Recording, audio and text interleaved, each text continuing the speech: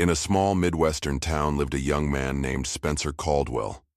Spencer's days were cloaked in a fog of doubt and despair, for he believed that his destiny was cursed from the moment he drew his first breath. Every effort he made to break free from the grip of laziness was met with failure. His attempts to find purpose or success in life always seemed doomed by forces beyond his control. In school, work, and even his own heart, Spencer wrestled with self-doubt. Every misstep was a confirmation of a fate he felt powerless to escape. Spencer's world was one of isolation and mockery. Neighbors whispered behind his back, and those who might have offered a hand instead dismissed him with pitying glances. His struggles were compounded by a sense that life was cruelly unfair, a relentless series of setbacks that confirmed his worst belief. That destiny had already sealed his fate. Nights were long and filled with bitter introspection as he questioned his worth and the point of trying. His heart ached for a miracle that would free him from the heavy chains of his own making. One autumn afternoon, when the leaves blazed with fiery hues and the chill in the air hinted at the inevitable approach of winter, Spencer's path unexpectedly converged with that of a man known only as Brother Asher. In a quiet corner of a park near an old stone bench, Spencer encountered the monk-like figure. Brother Asher was a presence of quiet dignity, his eyes reflecting a wisdom that seemed to span countless lifetimes. With a calm demeanor and a mysterious aura, he radiated a peace that drew people to him, even in the midst of their internal storms. As Spencer sat on the edge of his discontent, he was startled by Brother Asher's gentle greeting. "I see the weight you carry in your heart," the wise man observed, his voice soft yet unwavering. "It is a heavy burden to believe that destiny has already condemned you." Spencer, with anger and despair mingling in his tone, retorted, "What do you know of destiny? Everything I do fails, and no amount of work or effort can change what is written for me." His voice trembled between fury and hopelessness, for the words he spoke were not mere defiance. They were a cry of anguish from a soul in torment. Brother Asher regarded Spencer with a subtle smile that carried both understanding and challenge. "You speak of failure as though it were a permanent state, a curse upon your very existence. But I believe destiny is not a chain, but a tapestry woven by the threads of our daily choices." The wise man paused, allowing his words to settle into the cool air between them. "I offer you a challenge. Journey to the Valley of Echoes and seek the fabled silver hair. It is said that the creature's presence reveals the strength hidden within the seeker's heart. Yet be warned, this quest is not one of mere physicality, but a test of consistency, resilience, and discipline." Spencer's eyes flashed with a mix of incredulity and anger. "A silver hair? That sounds like a fairy tale, a myth designed to lure hopeless dreamers." He scoffed, his words sharp and bitter. "If destiny is cursed, then no creature, no matter how magical, can change that." Brother Asher's gaze remained unflinching as he replied, "Perhaps you are right. But know this, destiny is mutable, ever changing in the blink of an eye. If you are willing to set forth on this quest, you may discover that what you call failure is merely a stepping stone toward becoming the person you were always meant to be." Though Spencer's heart was heavy with cynicism, something in Brother Asher's calm conviction stirred a spark within him. With little left to lose, and even less faith in the permanence of his misfortunes, Spencer reluctantly accepted the challenge. He began his journey toward the Valley of Echoes, a place rumored to be where nature itself whispered secrets of transformation.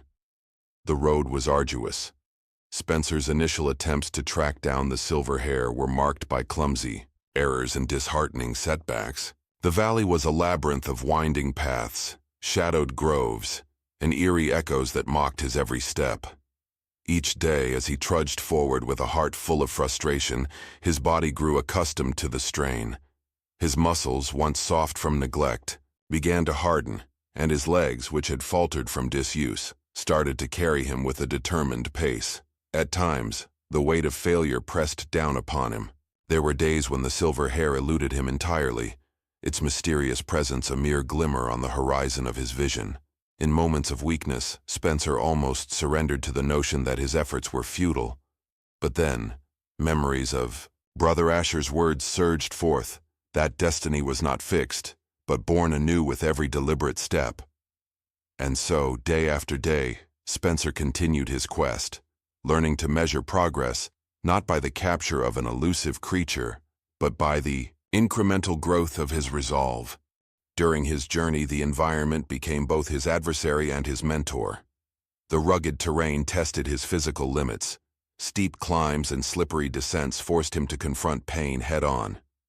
In the solitude of the valley, he began to discover the raw beauty of persistence. The sound of his own footsteps, echoing against ancient stone and whispering through rustling leaves, became a meditative rhythm, a steady reminder that each step was an act of defiance against the inertia of despair. There were moments of quiet revelation amid the struggle.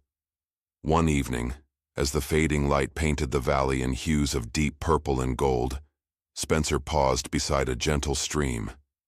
The water, clear and unhurried, mirrored his journey, ever flowing, sometimes turbulent, yet always moving forward. In that moment of stillness, he allowed himself to feel the subtle transformation occurring within. His heart, once burdened with self-doubt, now beat with the steady rhythm of hope and perseverance. Yet, the quest was far from easy. The silver hair, a creature said to shimmer with an ethereal glow under the full moon, remained elusive. Each time Spencer believed he had caught a glimpse, a flash of silver darting through the shadows, he found only empty space where the creature should have been. His frustration mounted, and his inner critic roared with the familiar refrain, "You are cursed. You are destined to fail." But with every failed attempt, Spencer's spirit began to fortify. His resolve was tempered in the crucible of repeated disappointment, and slowly, almost imperceptibly, his outlook began to change. Weeks passed, and Spencer's transformation became apparent not only to himself, but to those few who crossed his path in the valley. The once weary youth now walked with a quiet confidence, his eyes alight with a newfound determination. His body, molded by relentless days of struggle, now bore the marks of both hardship and endurance.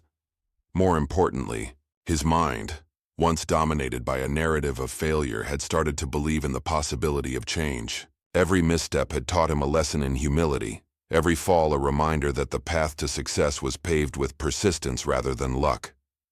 One crisp night, under the luminous glow of a full moon, Spencer returned to the park where he had first met Brother Asher. His journey had not led him to a tangible silver hair. In fact, he had never seen the creature in its entirety. With calloused hands and a heart brimming with the quiet strength of perseverance, he sought out the wise figure. In the stillness of the night, as shadows danced softly across familiar paths, Spencer approached Brother Asher with a mixture of reverence and apprehension. Brother Asher welcomed him with the same gentle smile that had first ignited the spark of his journey. "Tell me, Spencer," he inquired softly, "what did you find in the Valley of Echoes?" Spencer hesitated before speaking, his voice thick with emotion. "I found no silver hair," he admitted, the truth echoing in the quiet night air. "Yet in my endless pursuit, I discovered something far greater than any mythical creature. I found strength in each step, courage in each failure, and a spark of hope that I thought was long lost." A serene calm fell over Brother Asher's features. The silver hair was never meant to be a tangible prize, but a mirror reflecting the journey within you, he explained. It was a symbol, a challenge designed to awaken the dormant potential in your heart. Every moment you spent striving, every instance of overcoming your own despair has transformed you. That is the true reward of the journey. In that profound moment, Spencer realized that the lesson was not in capturing the elusive creature, but in the transformation wrought by his persistent efforts. The arduous trek had molded him, reshaping his beliefs about destiny, effort, and self-worth. He understood now that success is not a matter of luck or preordained fate, but the sum of our daily choices, the unwavering commitment to persevere, even when the odds seem insurmountable. As the moon sailed high across the heavens, Brother Asher imparted one final teaching. "Embrace discomfort," he said softly. "For in each pang of pain, in each trial that tests your limits, there is an opportunity to grow.